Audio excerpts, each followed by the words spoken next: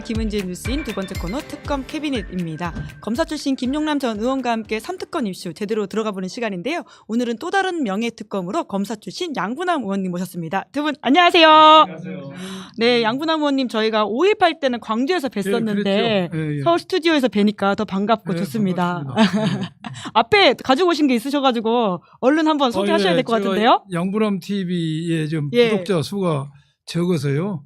좀 많이 좀 구독해달라고 광고로 왔습니다. 예, 많이 자. 좀 눌러주시면 대단히 감사하겠습니다. 자, 김용남 좋은 TV, 정보도 많습니다. 네, 양부남 TV 그리고 시사인 TV 다 예. 관심을 많이 예, 가져주시고요. 감사합니다. 한 발 더 깊이 있게 특검 소식으로 들어가 볼 수 있도록 하겠는데 방금 속보가 나왔네요. 27일 오전 10시에도 김건희 씨를 5차 소환하겠다라고 하는 건데 그 이야기 이따 조금 해보도록 하고요. 그래도 이 정상회담에 대한 많은 분들의 관심이 있고 두 분이 정치인이시다 보니까 그 이야기를 특검 이야기 앞서서 여쭤보긴 해야 될 것 같아요. 그러니까 주말 사이에 한일 정상회담이 있었고 네. 이제 오늘 새벽으로 넘어가는 시간에는 드디어 트럼프와의 만남 한미 정상회담이 있는데 각각 좀 짚어볼까요? 우선 한일 정상회담 어떻게 평가하십니까? 한일 정상회담은 뭐 대단히 그 무난하고 성공적으로 잘 마무리가 됐고요. 그리고 이시바 총리가 사실은 지지율이 많이 떨어져서 그렇죠. 조기 이제 단명하는 총리가 나오는 거 아니냐라는 우려가 있었는데 한일 정상회담 덕분인지 모르겠지만 최근에 지지율이 좀 올랐다고 해요. 오. 이시바 총리의 지지율이. 그래서 뭐 앞으로 한일 양국 정상 간에는 그 돈독한 분위기 속에 뭐 얽혀 있는 현안을 잘 풀어갈 수 있지 않을까 생각을 하고, 사실 한일 정상회담보다는 역시 초미의 관심사는 그러니까요. 한미 정상회담이죠. 그리고 어떤 나라의 어느 정상보다도 사실은 예측 가능성이 많이 떨어지고 어떤 돌발 상황이 많이 나오는 그 미국 정상이기 때문에 저도 참 이런 경우는 처음 봐요. 정말. 예측 불가능해서 전 국민이 떨고 있는 게 아닌가라는 생각이 드는데 양분호 의원님은 어떻게 좀 평가하십니까? 각각. 한일 예. 공동 언론 선언문이 언론에 보도된 게 17년 만에 이번에 했다고 그래요. 예. 어쨌든 그런 공동 선언을 발표했다는 것은 긍정적인 면이죠. 근데 아쉬운 면은 과거사 문제는 일단은 뭐 이렇게 언급을 좀 하는 구체적으로 하는 상태에서 미래 지향적인 문제만을 다뤘죠. 그렇지만은 현재 국제 정세가 북한하고 러시아하고 이렇게 서로 밀착돼 있고 또 미국과 중국의 어떤 견제 이런 것 때문에 국제 정세가 어려운 상황이기 때문에 한일이 이런 미래 지향적인 공조를 다짐했다는 점에서 의미가 있다고 보여집니다. 또 한미 정상회담을 앞두고 있는데 변동 많은 트럼프, 늘 아메리카 퍼스트를 외치는 트럼프가 뭐를 요구할 것인지는 대충 우리가 이제 감을 잡고 있지 않습니까?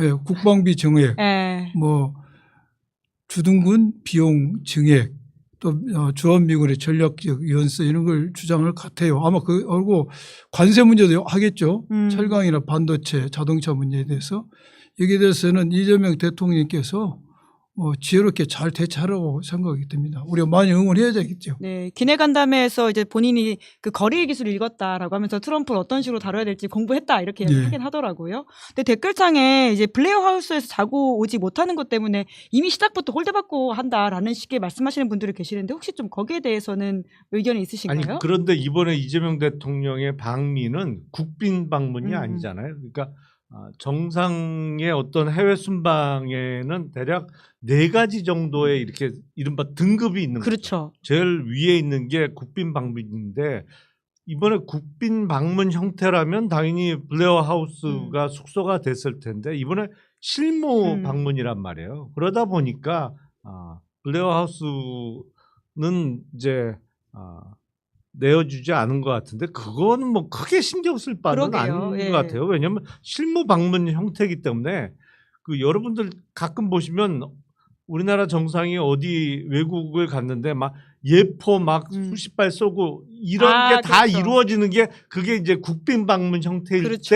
때 가장 최고의 예우가 이루어지는 것이거든요. 근데 매번 국빈 방문을 하면 비용도 너무 많이 들어가고 번거로운 절차들이 따르기 때문에 매번 할 수는 없는 거고 임기 중에 뭐 잘해야 한 번 정도 이루어지는 것이라 이번에 실무 방문이라 블레어 하우스에 크게 신경 쓸 필요는 전혀 없다고 생각이 듭니다. 네, 저희 새벽에 이제 결과가 나올 테니까 그 이야기들을 계속 좀 짚어보도록 하고요. 근데 한 말씀만 어, 더 드리면 네네. 저는 제일 그 관심이 가고 우려가 되는 게 그 3,500억 불 펀드의 형태예요. 아, 그게 조선업 펀드 1,500억 불 그리고 반도체 등 기타 업종에 2,000억 불 이제 펀드 조성을 우리가 참여하기로 했는데 이게 지난번 관세 협상 이후에 김용범 정책실장의 설명은 직접 투자 액수는 얼마 안 될 거다. 1~2%. 예. 3,500억 불에 1% 해봤자 35억 불이고 물론 그것도 큰 돈이지만 뭐 35억 불 내지 70억 불 정도면 우리나라 수준에서는 부담이 되지 않는 액수인데 미국 측은 조금 생각이 좀 다른 것 같아요. 그러니까 그게 일반적인 형태의 펀드 투자 액수로서 3,500억 불 내지는 3,500억 불의 상당 부분을 실제 투자 액수로 생각하고 있다고 하면 우리가 생각했던 거하고 너무 차이가 많이 나서 사실은 우리가 대략 지금 외환보유고가 4천억 불 정도 되는 수준인데 그중에 상당수를 직접 투자하라고 그러면 외환보유고를 거의 다 헐어서 써야 된다는 얘기인데 감당할 수 없는 그거는 수준이다. 예. 비현실적이거든요. 그래서 그 부분에 대해서 어떤 명확한 합의가 어떻게 그 좀 더 구체화되느냐 그거에 따라서 당장 그 환율도 크게 요동칠 수가 있거든요. 예. 그래서 개인적으로는 그 부분이 조금 걱정도 되고 제일 관심이 많이 갑니다. 관전 포인트를 제대로 짚어주셨으니까 새벽에 나오는 결과들을 이 부분을 보면서 저희가 보면 좋을 것 같고요. 그 두 분 모신 진짜 이 전문 분야로 들어가 보려고 하는데 방금 나온 제가 그 특검 소식을 이야기 드렸거든요. 그러니까 김건희 씨가 오늘 4차 조사에서도 진술 거부권을 행사하면서 특별한 얘기를 하지 않은 것으로 보이는데요. 하지만 수요일에 또 이제 김건희 특검에서 김건희 씨 5번째로 부르겠다라고 하는 건데 그 양분남 의원님 그 김건희 특검의 전략은 뭔가요? 말을 하지 않음에도 계속 부른다라고 하는 거죠. 수사기관에서는 말을 안 한다 해서 안 부르면은 그것이 말이 안 되죠. 윤석열 씨 있지 않습니까? 수사기관에서는 계속 당연히 소환해서 현재 구속된 범죄 사실뿐만 아니라 나머지 추가 범죄 사실에 대해서 당연히 질문하고 수사하는 게 당연한 것이고 예. 또 김건희 씨 입장에서는 윤석열보다는 좀 낫더라고요. 머리가 좋아. 일단 출석을 해요. 일단 출석을 하도 헌법상 법상 보장된 진술 거부를 행사하는 것이죠. 예. 그래서 양쪽이 각자 할 바를 하고 있다.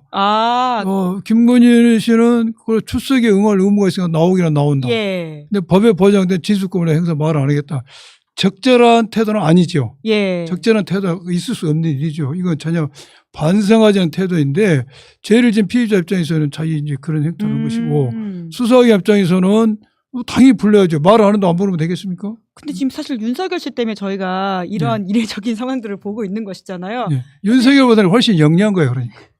근데 윤석열 씨에 대해서 그래서 이후에 지금 체포영장 집행을 안 하고 있는 상황이잖아요. 예. 그럼 이건 어떻게 봐야 되는 건가요? 윤석열 내란 속에서 체포영장을 집행하려다가 못했지 않습니까? 예. 또 구치소 측에서도 그런 체포영장 집행이 재소자이 당연히 일반적인 체포영장이라면은 물력을 행사하죠. 네. 거기에 저항하면 공무집행 방해가 되는 것이고 수갑도 최고 얼마든지 재질을 꺾을 수가 있는데 이거 특수한 장소지 않습니까? 교도소 내 재소자는 특수한 환경이기 때문에 교도관을 통해서 집행할 수밖에 없는 상황이다. 그런데 교도관이 재소자 규정에 보면은 그런 강한 물리를 행사할 수 있는 법적 근거가 늘 부족하다고 그런 핑계를 대고 있지 않습니까? 그래서 원칙적으로 끄집어내야죠. 구치소장도 바뀌었으니까. 예, 구치소 소장이 지금까지 강한 물리력을 행사할 수 있는 근거 규정이 없다고 이야기를 했는데 그게 아마 소극적 태도에서 나온 변명일 것 같아요. 그동안에 뭐 주말, 야간, 공휴일에 변칙적인 면회시켜주고 밤 늦게까지 하고 또 특별한 그 조사실에서 면회시켜주는 그러니까요. 휴대폰 반입까지 허용했던 거 봐서는 그 연장선에서 매우 소극적으로 나왔다. 이제 구치소장 바뀌었으니까 또 한번 할 필요가 있겠죠. 네. 김건희 씨 관련해서 혹시 더 우리 김용남 의원님 붙이실 말씀이 있으실까요? 그러니까 수요일 그러니까 하루 쉬는 시간을 주고 수요일 날 다시 소환을 한 건데 아, 퐁당퐁당. 예. 예. 김건희 입장에서는 거의 요번 소환이 마지막 소환이 될 거란 말이에요. 아, 이번 주 안에 기소한다 이렇게 예. 밝혔으니까요. 이제 2차 구속 기간 예. 만료가 다가오니까 한 번 정도만 더 출석하면 될 텐데 출석을 하려나 약간 그런 의문은 듭니다. 이제. 김건희 씨 안 나올 수도 있어요? 마지막 소환이기 때문에 예. 대충 이제 그 출석해서 진술 거부권을 행사하면서 질문을 들어보면 대략 지금 아하. 특검에서 어느 정도 파악하고 있는지 뭐 증거를 어디까지 확보하고 있는지를 가늠할 수 있거든요. 예. 김건희 본인이냐 뭐 그런 능력이 안 되겠습니다만 입회하는 변호사가 형사사건 경험이 많다고 하면 그건 충분히 할 수 있는 거죠. 그래서 대략 이른바 감은 잡았을 거예요. 어느 방향으로 가는지. 예. 그래서 마지막 소환은 예. 이 핑계 저 핑계 대고 안 나오고 그냥 기소 이후에 법정에 나가서 다투려고 생각할 수도 있을 것 같아요. 예. 근데 정작 지금 아플 예정이라고 걱정했던 것은 김건희 씨였는데 새로운 보도가 나왔거든요. 서희건설 회장이 수술 후 입원 중이어서 특검이 조사 일정 조율을 하는데 난항을 겪고 있다라고 하는 세계일보 보도가 방금 나왔는데 이럴 경우에는 그러면 서희건설 회장 조사가 잘 안 되고 있으면 김건희 씨 기소와는 뭐 특별한 문제는 없었을까요? 아니 자수서가 일단 있습니다. 아, 예, 예. 자수서를 근거로 더군다나 그 이른바 나토 3종 세트의 수수 사실과 예. 또 그와 관련된 청탁의 취지는 이미 입증이 된 거니까 그 부분을 이제 기소하는데 다만 법률적인 판단을 이걸 뇌물로 의율할 거냐 예. 아니면 이제 알선수재? 알선 예. 수재로 할 거냐. 근데 뇌물로 하려면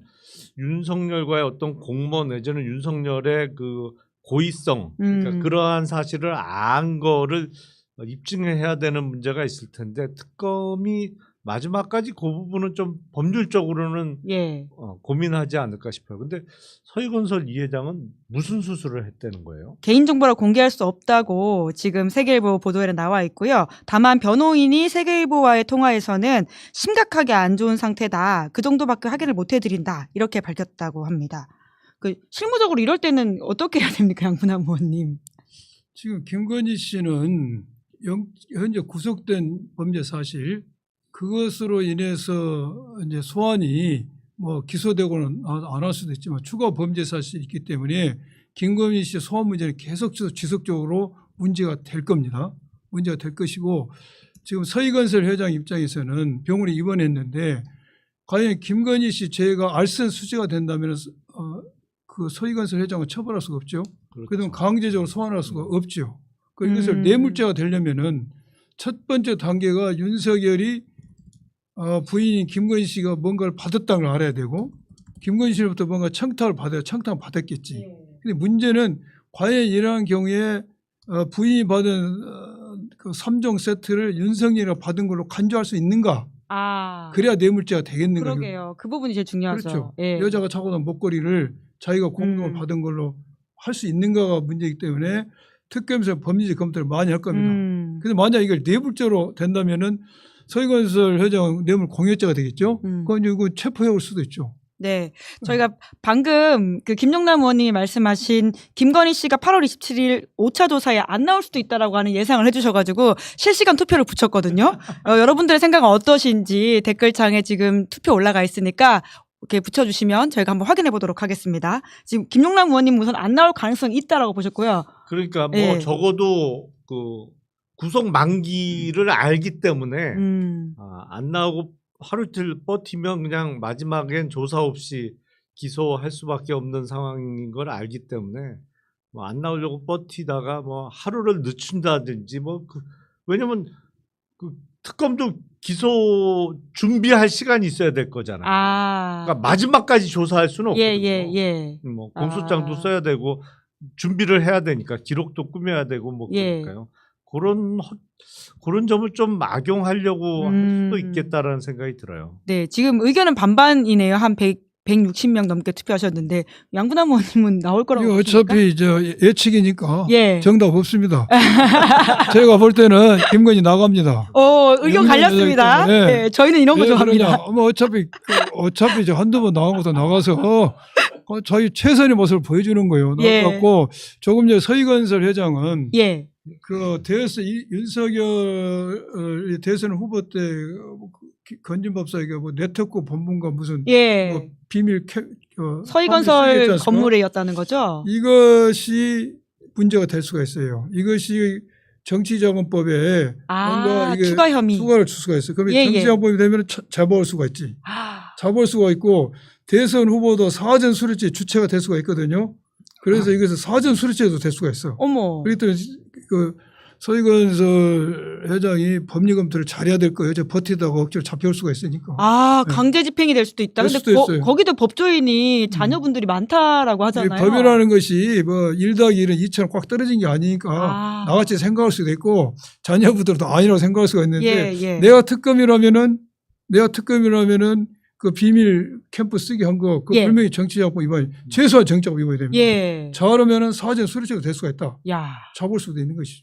왜 입원하셨는지 더욱더 알 것 같다라는 생각이 들기도 하고요. 그걸 알기 때문에 입원할 수도 있어요. 예. 굉장히 쉽지 않다. 하면 예. 죄가 안 되는데 입원하겠습니까? 네. 빠르게 나으시길 기원하면서 하실 말씀 있으신 것 같아요. 아니. 예. 알겠습니다.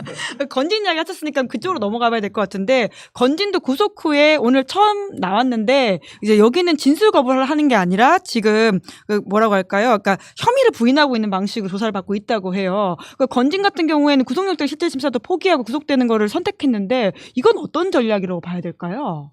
그러니까 그 보면 건진에서 막히는 사안, 지금 건진이 자기 선에서 막고 있는 사안이 많잖아요. 예. 목걸이도 그렇고 뭐 샤넬백도 샤넬백. 그렇고 예. 뭐 자기가 갖고 있다가 잊어버렸다, 뭐 김건희한테 전달을 안 했다는 식으로 하고 있으니까 자기 선에서 계속 버티면 뭐 어떠한 죄도 안 되거나 아니면 이제 뇌물의 전달을 받은 데까지만 인정될 가능성을 보겠죠.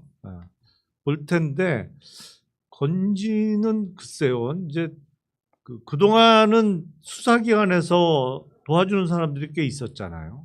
그렇더라고요. 지금 와서 보니까. 예. 집에서 압수당한 관봉권도 뭐 띠지하고 저 스티커 다 없어졌다고 하는 거니까 그런 걸 믿고 있었을 텐데 특검이 어느 정도 갖고 있고 파악하고 있는지 건진도 보겠죠. 예. 부인하면서 그걸 재겠죠.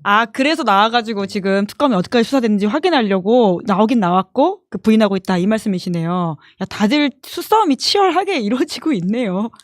죽고 사는 문제인데 그럼 치열하죠. 근데 건진이 또 이제 구속 직전에 JTBC랑 인터뷰한 건 그럼 무슨 이유라고 보세요? 통상적으로 피의자들이 수사기관에 나오기 전에 인터뷰하죠. 인터뷰 하는데 별로 영향가 없죠. 그럼 왜 하는 거예요? 나 억울하다는 걸 알려주기 위해서 하기 위해서 하는 건데 수사를 하다 보면 제일 고약한 사람이 윤석열처럼 안 나온 사람이에요. 좀 발전한 사람이 나와서 진술 거부권 행사한 사람이고 그보다 진실 본 사람이 진술 거부하고 거짓말을 한 거야. 이거 앞으로 발전 가능성이 있어. 안 나오고 진술 거부하고 혐의 부인하고 다음에 건진은 제가 볼 때 자백할 겁니다. 건진 자백한다? 자백해요. 왜냐 본인이 알아요. 지금 여러 가지 들어보면은 이 정황 증거가 있지 않습니까? 예. 김건희 씨가 그 윤모 씨한테 전화하잖아요. 뭐지? 천수삼인가 뭐 천수삼동에 그거 먹었다고. 하고 또 감사하고도 전화하잖아요. 근데 그 전화는 다시 의례적으로 한 거고 본인이 안 먹었다고. 네, 물론 안 먹었다고 하지만은 여러 가지 상황을 보면은 그 건진 입장에서 건진의 구속적 신문에 안 갔겠습니까? 몸이 아파서 안 그러죠. 동정을 사고 나중에 재판 과정에서 형을 받더라도 좀 적게 받고 싶은 거야. 희망의 회로들을 돌린 것이죠. 그래서 이런 사람이 지금 계속 버텨주는 거야. 그래서 김건희 씨가 나 할 만큼 했어. 여기까지 버텼어. 나 구속 연장되면 마지막 정도 되면 자백할 수가 있어요. 야, 저는 그 기대를 해봅니다. 야 전직 이 검사장의 사람이 촉. 안 가면은 아예 나오지 전술 거부권 행사하지 지금. 아, 그래. 근데 뭔가 말하고 있다는 것 뭔가 자체가 말하고 곧 있다는 자백할 빌드업을 하고 있다. 저는 그 생각이 들어요. 내 뇌피셜이가 틀릴 수도 있어. 네, 전직 검사장의 촉이라는 말로 저희가 한번 해설해 보도록 하겠습니다. 내가 오랫동안 수사의 경험상. 그럼요. 예, 아니 그 김용남 의원님도 비슷하게 보십니까? 아니 이제는 예. 각자 도생이에요. 아, 이제는 뭐 없어. 그렇죠. 예, 각자 살아야 되는 거예요. 예. 하물며 제가 보기엔 윤석열, 김건희도 각자 도생이에요. 아 둘이 그래요? 김건희 씨에 대한 윤석열 씨의 사랑은 이제 끝인가요? 사랑은 무슨 구속되었을 때 면회 한 번 안 거꾸로 가놓고는 윤석열 씨가 김건희 씨에 대한 거기 예, 그거는 예. 아니 그 각자 도생인데 아둔한 사람은 아닐 수도 있죠. 그래서 살기 위해서 다른 선택을 할 것이다. 개인차가 좀 있겠죠. 근데 예, 제가 예. 보기에 예. 김건희는 뭐 윤석열을 위해서 자기가 희생할 생각은 초도 없을 거려. 그거는 뭐 많은 분들이 그렇게 생각하신 것 같은데. 김건희 씨 예. 입장에서는 매우 이제 머리가 좋다는 게 윤석열은 교도소 못 나오잖아요. 죄명 자체가 나올 수가 없잖아. 근데 김건희는 어떻게 해서 이제 나오려는 욕구가 있는 거지. 나는 햇볕을 볼 수가 있다. 그 기대를 가지고 있기 때문에 이렇게 출석을 하고 있는 겁니다. 야, 건진 이야기로 다시 돌아가면, 근데 건진이 이제 그 구속 직전에 했던 인터뷰에서 보면 그 문제가 됐던 게 인사청탁을 받았다라고 하는 의혹들이 있잖아요. 근데 거기에 대해서 이력서를 받은 게 부인을 할 수가 없으니까 그게 다 이제 운명을 봐주기 위해서다. 이런 주장을 하고 있는데 두 분 다 검사 출신이시잖아요. 그게 말이 됩니까? 아니 그러니까 그 이력서에 예. 출생 연월일 시까지 적혀 있으면 인정해 준다. 시간까지 쓰여 있으면 태어난 왜냐하면 운명을 예측해 주기 예. 위해서는 사주를 알아야 되는데 시간. 사주라는 게 연월일 시잖아요. 예, 예, 예. 근데 이력서에 태어난 시가 안 적혀 있으면 그건 그 용도가 아닌 거죠. 청탁용인 거지. 네, 운명 예측용이다 계속 주장을 하고 있는데 시간이 쓰여 있으면 그 시간이 적혀 있으면 인정해 주겠다 이거죠. 시간 쓰여 있으면 어떡하죠? 안 쓰여 있을 거예요. 동시에 둘 다 이제 운명도 예측하고 인사청탁도 하려고. 그게 무슨 운명을 예측하겠습니까? 그 인사청탁이고 인사청탁이라는 게 건의2에 적힌 번호로 주고받는 내용이 나오지 않습니까? 이력서 보내라고. 예, 그 법사폰. 그렇게 돼 있고 저는 이번에 그 검사가 건진법사에 청탁해서 인사 혜택을 받다는 것 저는 굉장히 그 참 안타까운 생각이 들어요. 지금 우리 검찰이 어쩌다 이렇게 망조가 들었습니까?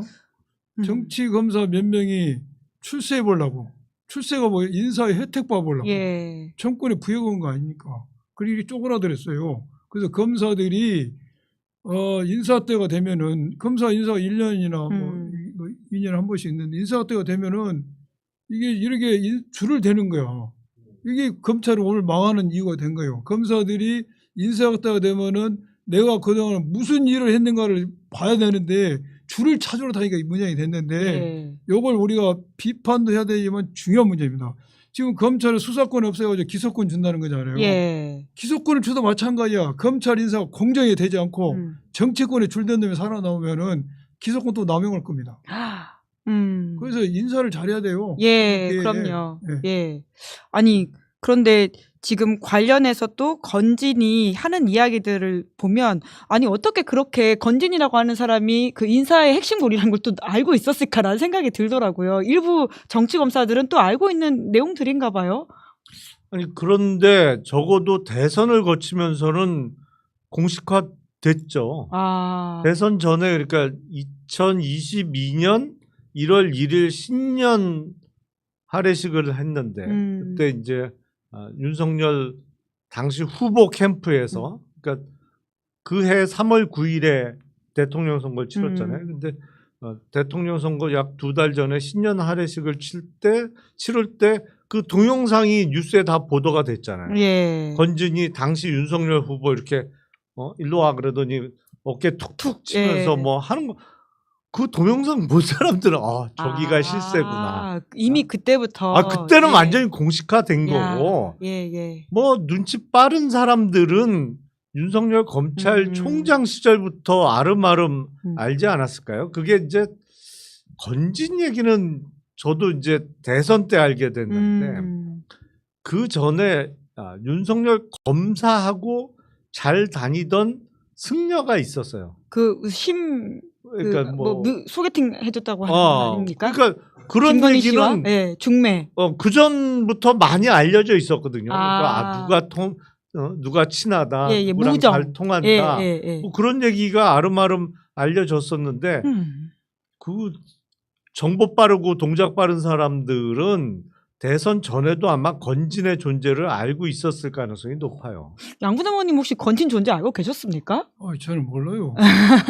솔직히 한번 말씀해 보세요. 몰라. 그리고 그래서 이게 공무원들이 인사 이제 건진 이게 이제 언론에 노출돼서 다 알겠죠. 그러나 사람이 궁하면 통합니다. 공무원들이라는 것은 인사에 목을 베기 때문에 건진이 뉴스에 한 번도 안 나왔어도 찾아냈을 겁니다. 그런 촉을 어떻게든 실소로 가는 것이죠. 야, 그러니까 그 인사청탁과 관련돼 있는 이력서가 가고 뭐 심지어는 뭐 돈이 갔다라고 하는 뭐 지금 의혹도 있는 것들이니까요. 그런 차원에서 저 이번 주 특검 캐비넷 좀 늦은 시간에 열긴 합니다만은 지금 특검 캐비넷 한번 열어보려고 하는데 돈이 아니라 돼. 저희가 이 코너의 시그니처인데요. 이 오늘 출연진들이 가장 주목하는 특검 관련된 이슈와 관련한 아이템이 안에 들어있는데요. 번호를 땅땅땅땅 눌러주시면 거기서 하나의 아이템이 나옵니다. 자, 한번 양분당 의원님이 열어주시겠어요? 관봉권이네. 야, 관봉권. 돈은 돈이었습니다. 돈은 돈 사진. 돈은 돈이네. 네, 저희가 왜 관봉권 넣었는지는 두 분 다 충분히 잘 아실 것 같다라는 생각 한번 들어봐 주시겠어요? 충분히 잘 아실 거라는 생각이 드는데요. 아까 잠깐 김용남 의원님도 언급을 해주셨지만 사실 저는 너무 충격적이더라고요. 아니 이렇게 중요한 수사에 이 증거가 없어졌다라고 하는 게 대관절 2024년에 가능한 일인가라는 생각이 드는데요.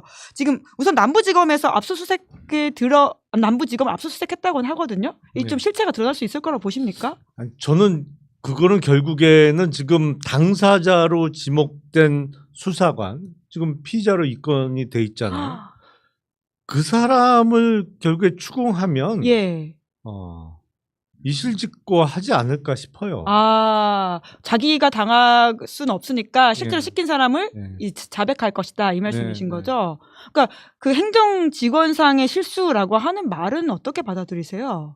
아니 당최 이해가 안 돼요. 처음부터 이해가 안 돼요. 저는 그 설명이 그게 관봉권이잖아요. 그러니까 이 띠지도 이게 일반 은행 이렇게 창구에서 현금 찾았을 때 둘러주는 띠지하고는 완전히 다르단 말이에요.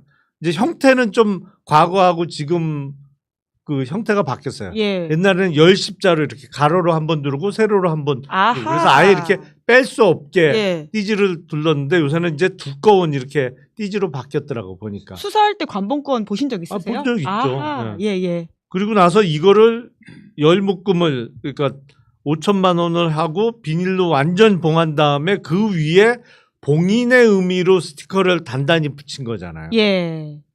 이건 그냥 세볼 필요 없이 5천만 원이에요. 이거 한 묶음이. 그렇네요. 근데 그거를 검찰 직원이 왜 다 뜯어서 돈을 세냐고. 돈 세고 나서 나머지를 뭐 버렸다는 취지잖아요. 잃어버렸다는 취지인데 이 설명 자체가 처음부터 씨알도 안 먹힐 얘기예요. 관봉을 왜 세요? 도대체. 아니 양분당 의원님도 특활비 말든지 이렇게 관봉권 수사 같은 걸 해본 적 있으십니까? 그렇죠. 저도 뇌물수재 수사 많이 해봤는데 이번에 남부지검이나 대검에서 하는 변명은 그 말이 안 되는 소리입니다. 돈이 다 500만 원이 문거지인데 뭐라고 풉니까? 그래 할 일이 없어요. 그대로 장해놓으면 될 건데 그거 왜 풀어요? 그 띠지를 잃어버리니까 띠지를 버린 것이지. 그리고 이게 작년 12월 달에 압수수색했다는 거 아닙니까? 그럼 그 당시 즉시 자금 추적을 했어야지 왜 넉 달 지나서 그 어디 갔냐고 확인합니까? 그러니까요. 자금을 추적할 의지가 없었다. 그 두 번째 직원의 실수를 했다 할지라도 이거 굉장히 중요한 점이잖아요. 그럼 이 부분에 대해서 당연히 감찰이 내부 감찰 있어야 되죠. 안 했는데 이제 직원 2명인가가 피의자로 입건됐기 때문에 그 다른 사람의 짐까지 짊어질 사람이 대한민국에 아무도 없어요. 진실이 나올 겁니다. 뒤집어 쓰지 않을 것이고 그렇죠. 누가 시켰는지 자백할 것이다라는 그렇죠. 말씀이신데, 그러니까 두 분 다 조금만 수사해봐도 이게 얼마나 말도 안 되는 해명인지를 안다는 말씀하셨는데, 그럼 검찰은 왜 이렇게 성의 없는 해명을 한 걸까요? 조금 더 성의 있는 해명을. 자금을 추적할 의사가 없었던 거죠. 그럼 이게 관본권 띠지를 잃어버렸다는 사실을 들킬 거라고 상상을 못했던 건가요? 아니 왜 이렇게 해명에 성의가 없을까? 지금 제가 검찰에 알아보니까 예. 그런 관본권 띠지가 없어진 것을 작년 10월에 압수수색을 금년 4월에 알고 나서 이름을 겨누 소상히 수사보고로 작성을 했다고 그래요. 아, 수사 보고서 있어요? 작성해서 예. 특검 수사기록에 편찬했답니다. 아, 그래서 지금 그래서 알겠다. 누군가는 결국 기록을 남겼네요. 아니, 청 차원에서 기록을 만들었대요. 예. 그 말이 진실인지 여부는 차치하고 예. 어찌됐든 언론에 보도된 예. 것처럼 이런 실수를 했다는 취지로 수사보를 만들어서 그 기록이 편찬해졌다고 합니다. 근데 사실 4월이라고 하는 것도 전 좀 의심스러운 게, 이제 정권이 바뀔 것 같으니까 누가 봐도 이 책임을 누군가한테 지우기 위해서 그때 와서 기록을 남긴 게 아닌가라는 의심이 들기도 해요. 아니 4월이 예. 어떤 일이 있었냐면 그 건진으로부터 관본권을 압수했다는 거를 몰랐어요. 그냥 현찰 1억 6,500인가 예. 뭐 그 거액의 현찰이 있었다는 것만 알려졌었지. 근데 4월에 JTBC로 제가 기억하는데 거기서 관본권 그 사진이 맞아요. 보도가 됐어요. 예. 그러니까 그때 알게 된 거지 사람들이. 건진 그 집에 관본권이 있었구나. 예. 근데 아마 4월에 수사보고를 첨부했다는 게 관본권이 압수됐다는 게 세상에 알려진 뒤에 큰일 났다. 그러니까요. 이거 아무도 모를 줄 알았는데 메이크업 하려고. 이게 보도가 났네. 그래서 그때 수사보고를 작성해서 붙여놨던 거 아닌가 싶어요. 그러니까 4개월 만에 들통났다고 하는 것도 참 이제 와서 보니까 없었다는 걸 알게 됐다라고 말하는 것도. 그러니까 그게 예. 없어진 거는 1월이라는 거 아니에요.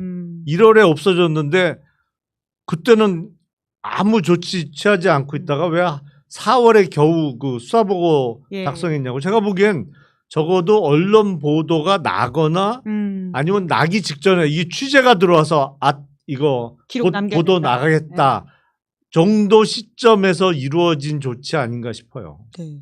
이제 그러다 보니까 법사 소위에서 이제 9월 5일에 입법청문회 검찰개혁 관련해서 하는데, 여기에 이제 띠지유실 관련해서도 검사 증인을 채택한다라고 보도가 났거든요. 근데 여기에 서울 남부지검 부장검사, 1차장 검사, 수사관 2명을 증인 채택했다라고 하는데, 제가 궁금한 건 남부지검장은 왜 안 부를까인데, 혹시 관련해가지고 양분남 의원님 좀 내부 논의가 있습니까? 저는 법사위원장 행안이라 저는 내부 논의할 자격이 안 돼서 모르겠고 빨리 법사에 가셔야 됩니다. 이게 부르는 이유가 있을 겁니다. 제일 밑단계에서부터 예. 어떻게 단계적으로 됐는지를 그걸 확인하기 위해서 밑에서 부른 것 같아요.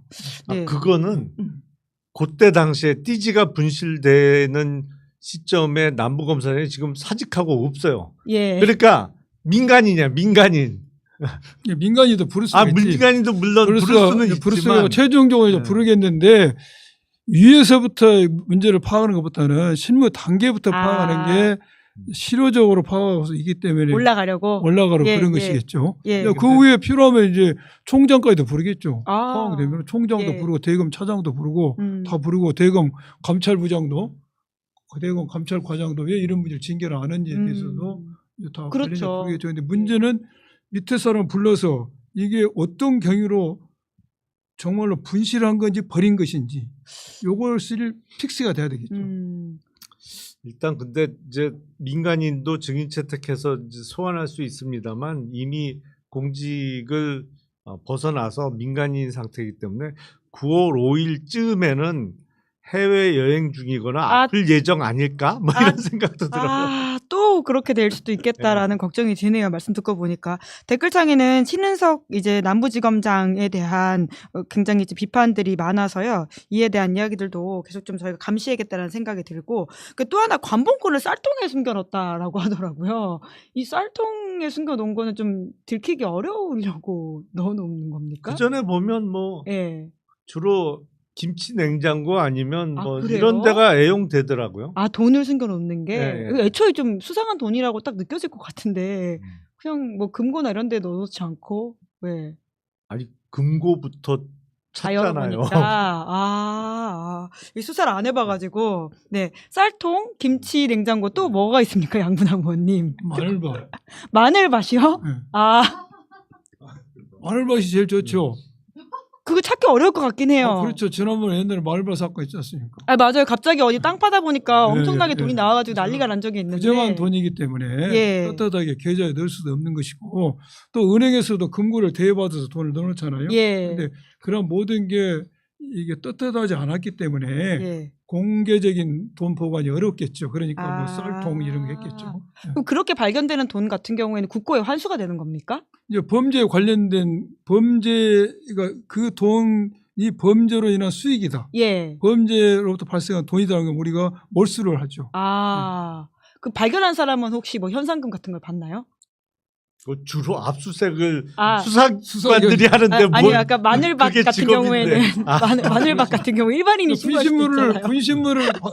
분신물에 대해서는 그게 몇 퍼센트더라? 옛날에 최근에 10%, 5%, 아. 최대 몇 20%까지 퍼센트죠. 아닌가요? 그렇죠. 분신물의 경우에는 그 네. 아. 보상 규정이 있죠. 네, 아니, 왜냐면 그 삼부토건 부회장이 아직도 안 잡히고 있어가지고 매부쇼의 최욱 씨가 지금 현상금 개인적으로 거셨잖아요. 그래서 1,500만 원까지 올렸어요. 이제 그래서 문득 혹시 이렇게 또 발견된 돈에 대해서도 많은 시민들이 관심을 현상금이 있다고 하면 가지실까봐 여쭤봤고요. 건진법사한테 혹시 어디 밭 있는지 물어봐야지. 아 혹시 개인적으로 소유하고 있는 밭이 있느냐? 네. 마늘밭, 담배, 뭐 무슨 밭? 물어봐야죠. 고구마밭, 감자밭. 네, 알겠습니다. 자, 그 김충식 씨 관련해가지고도 김건희 특검이 지난주에 압수수색을 했던데요. 좀 여기에는 2013년 다이어리이긴 한데 김성교 동생 오찬, 윤석열 압력 행사 이런 게 쓰여 있었다라고 해요. 김성교 의원은 지금 이제 또 여기도 압수수색을 받은 바가 있는데 이 사건 수사 좀 어떻게 진행될 거라고 전망하십니까?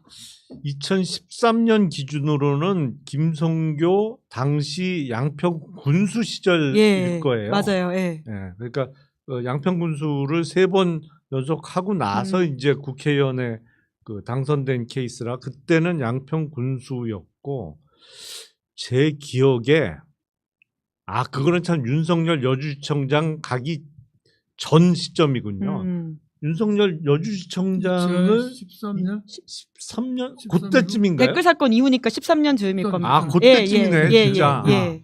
여주지청장 갔었잖아요. 예, 맞습니다. 여주지청이 중앙지검 주요 보직이에요. 주요 보직. 네. 그러니까 네. 시기적으로 다 겹치네요. 아, 그러니까 윤석열 여주지청장, 김성교 여주군수, 예, 여주지청장, 양평 군수. 예. 그러니까 여주지청이 관할이 여주, 이천, 양평 이렇게 3군데를 관할하거든요. 그러니까 다 관할권 안에 김성교 군수, 예. 윤석열 지청장이 근무하던 그 무렵인 것 같아요. 2013년이면. 그러니까 사실은 그 최은순 입장에서는 이래저래 빼기 좋을 시절이죠. 2013년이면. 야, 거기도 마늘밭 찾아야 되는 거 아닙니까? 지금 양평 공공지구 개발에서 양평 군에서 봐준 게 뭐냐?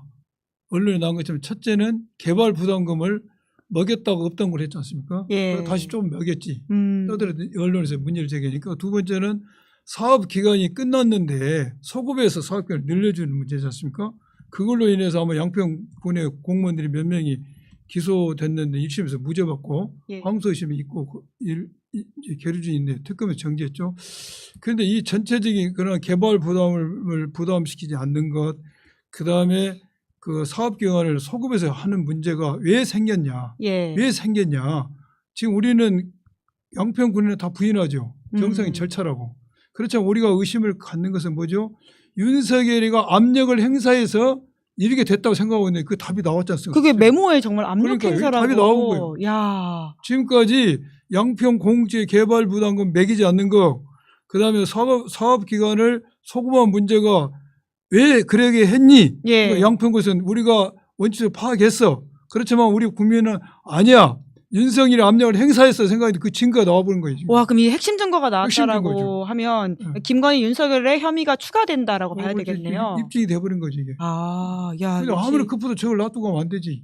압수수색을 아니 김충식 씨는 이렇게 중요한 걸 왜 놔둔 건가요? 일부러 흘린 거 아니에요? 저 정도면? 저는 그 가능성도 있다고 봐요. 네, 왜냐하면 중요한 걸. 김충식 씨가 그전엔 최은선하고 아주 사이가 좋았고 같이 사업도 하고 그래서 예. 돈도 많이 벌었는데 그 충청도에서는 뭐 그 경매로 사갖고 한 100억 벌었다는 예. 거잖아요. 그게 보상을 많이 받게 되면서.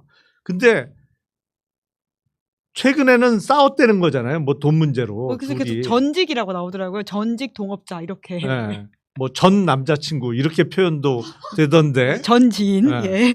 그러니까 최근에는 사이가 안 좋아졌어. 예. 근데 뭐 이런저런 거 막 보관해놨던 창고에서 짐을 정리하면서 이 다이어리 수첩 같은 게 거기서 발견됐는데 이게 가끔 보면 정치인들도 뒤에서 카메라 기자들 찍는 거 알면서 이렇게 수첩 꺼내거나 핸드폰 뭐 이렇게 여는 예, 경우 예. 있잖아요. 예. 그 비슷한 트릭 아닌가라는 오. 생각도 들어요. 근데 이게 만약에 공개될 경우에 본인이 다치는 건 없나요? 김충식 씨가? 너 죽고 나 죽자. 나 조금 다치고 너 크게 사이도 안 다치자. 좋은데. 또 복수심이면 그럴 수도 있겠다라는 생각이 드는데. 믿을 사람이 아무도 없네. 지금 아까 각자도생이라고 말씀하신 게 지금 딱 각자도생. 그렇게 그 지금 김건희, 윤석열 주변의 인물들을 좀 이해하면 하는 행동들도 이해가 된다라는 생각이 좀 드는데 저희가 방금 투표를 마감을 했고요. 김건희 씨가 8월 27일 5차 조사에 나올지에 대해서는 917명이 투표해 주셨는데 팽팽합니다. 나온다 50일, 안 나온다 48인데 지금 나온다에는 지금 우리 양분남 의원님이 예. 거셨고요. 그리고 김용남 의원님은 안 나온다에 거셨으니까. 저는 하여튼 27일은 왠지 안 나올 것 예. 같다. 한번 제가 살펴보고 다음 주에 체크하도록 하고요. 예. 끝으로 그래도 이 한덕수 구속영장 관련해서는 안 여쭤볼 수가 없어서요. 나올 거라고 보시죠? 어떻게 보십니까? 가능성을 묻는 것 자체가 우문이죠. 그 팩위에라 이게 영장은 뭐가 그러니까요. 영장 나오겠습니까? 물어볼 필요도 없어요. 근데 이제까지 너무 우리가 네. 걱정했던 일들이 많다 보니까 예, 항상 예. 이렇게 여쭤보게 되는 것 저 같아요. 그 사안 자체도 중요하고 또 재범의 우려, 증거인멸 우려가 있기 때문에 구속의 모든 요건을 충족한 거 아닙니까? 재범의 우려도 있다. 그리고 예. 왜냐 그럼 이 사람이 계속 유증죄를 범하고 있는데 계속 이중할 가능성이 있지 않습니까? 그래서 재범의 우려 또 증거인멸 우려도 있고 그 외에도 이분이 했던 게 반헌법적 반민주적 행태를 많이 보였지 않습니까? 내란 김건희 특검을 거부권 행사했고 예. 또 하나는 대선 후보로 나가서 어떻게 예. 그 해보려 했고 그거 진짜, 헌법재판관 임명도 하지 않았고 예. 그래서 정상도 썩 좋지가 않죠. 심지어는 또 양무당 의원님은 광주의 국회의원이신데 호남 사람이니까 사랑해야 된다 뭐 이런 식의 이야기를 또 광주 가서 했던 바는 나 그거 언론에 보고 불쌍하더라고요. 저렇게 대통령 하고 싶을 거. 그런데 제가 저 나이에 저렇게 대통령 하고 싶을까 해서 불쌍했는데 아주 절체절명의 순간인 것 같아. 대통령이 돼야지만 구속을 피할 수 있었어. 한덕수는 정말 자기의 생존을 위해서 생존을 위해서 그래서 저 모습이 너무 초라하고 불쌍하더라고요. 근데 아무리 그래도 좀 너무 모욕적이지 않습니까? 예, 근데 아니 본인이 죽냐 사느냐 문제죠. 대통령이 되면은 구속 안 되고 모든 게 이제 윤석열도 살아나고 그렇기 때문에 저런 모습을 보이면서까지 할 수밖에 없었다는 생각이 들어요. 근데 저런 말이 표에 도움이 될 것 같지도 않은데 왜 저런 말을 했을까라는 좀 생각도 들어요. 할 수 있는 게 저것밖에 없으니까. 네. 영장 나온 자란 질문이 우문이라고 하셨는데요. 우리 김용남 의원님도 그러니까 사안의 중대성과 그동안 뭐 헌재 나가서 거짓말한 거, 국회에서 거짓말한 거를 볼 때는 저는 뭐 그냥 이럴 때 쓰는 표현이 49, 99.99%의 확률로 나오지 않을까라고 생각을 합니다. 포나인, 이제 걱정 없다라는 말씀으로 사실 또 다른 이제 한덕수라고 하는 고비를 넘어가야지 이제 박성재라든지 이런 사람들로 갈 수 있지 않을까라는 생각이 들어서요. 이번 주에 걱정 없다라는 말씀을 저희가 믿으면서 사안들 좀 챙기도록 하고요. 그래도 끝으로 두 분한테 이번 주 그럼 특검의 좀 포인트로 저희가 봐야 될 게 무엇인지로 마무리 말씀을 좀 들어보려고 하는데요. 특검 이슈들이 윤석열, 김건희가 구속된 이후에는 뭐 약간 좀 가라앉은 것처럼 보이지만 그래도 계속 돌아가고 있지 않습니까? 좀 어떤 부분을 좀 저희가 좀 집중해서 보면 좋을까요? 저는 이제 2차 구속 만기가 다 돼가니까 이번 주 중으로는 기소를 할 텐데 김건희의 1차 공소장에 담기는 내용이 어디까지 들어갈 거냐. 그리고 명태균 씨와 관련된 그 공천 개입 부분이 구속영장 범죄 사실에는 정치자금법 위반으로 들어갔었단 말이에요. 근데 정치자금법 위반 이외에 정당의 그 공천 업무를 방해한 업무 방해까지 의율돼서 들어갈 것이냐를 보면 사실은 공천 개입과 관련된 인물들이 추가로 어디까지 기소가 될지를 대략 가늠할 수 있거든요. 예, 예. 그래서 1차 공소장의 내용이 가장 관심이 많이 갑니다. 1차 공소장이면 분명 2차 공소장이 나올 것이다. 그러면 앞으로 2차, 2차, 3차 몇 차까지 갈지 모르겠어요. 네, 알겠습니다. 우리 양분남 의원님은 좀 포인트 짚어주신다면요. 김건희 특검에서는 지난번에 몇 개의 범죄 사실로 구속이 됐지 않습니까?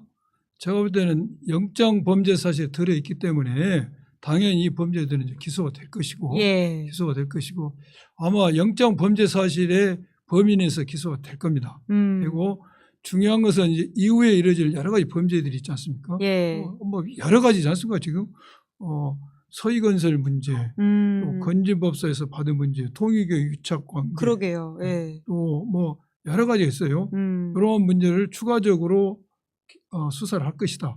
그런 생각이 들고 내란에서는 한독수가 구속이 된다면은 예. 그 다음에는 중요도에 따른 국무위원들의 수사가 이루어질 것이다 생각합니다. 네. 그 부분으로 빨리 이제 넘어갈 수 있도록 저희가 다음 사안에 대해서도 이야기하도록 하고요. 오늘 댓글창에 양분남 의원님, 김용남 전 의원님 두 분 너무 응원합니다. 말씀 든든하다. 그리고 양분남 의원님 화이팅이고 또 은근한 유머가 있으시다라는 댓글이 화이팅! 있더라고요. 화이팅! 자, 좀 눌러주세요. 화이팅! 자, 우리 김용남, 양분남 두 분 응원하시면 말로만 하지 말고 각자 유튜브 채널 가서 구독 버튼 누르시라는 양분남 의원님의 감사합니다. 동료가 있으십니다. 예. 자, 그러면 오늘은 여기까지 하겠습니다. 예. 두 분 수고 많으셨습니다. 고맙습니다. 예, 감사합니다. 예. 네, 8월 25일 준비한 방송 여기까지고요. 저는 내일 오후 5시에 박성태, 장성철 두 분과 함께 돌아오겠습니다. 오늘 방송 재밌게 보셨다면 구독, 좋아요, 알림 설정 부탁드리겠습니다. 고맙습니다. 시사인이 만드는 정치 라이브 김은지의 뉴스인 매주 월요일부터 목요일까지 오후 5시에 생방송됩니다. 구독, 좋아요, 알림 설정으로 함께 해주시면 큰 응원과 격려가 됩니다.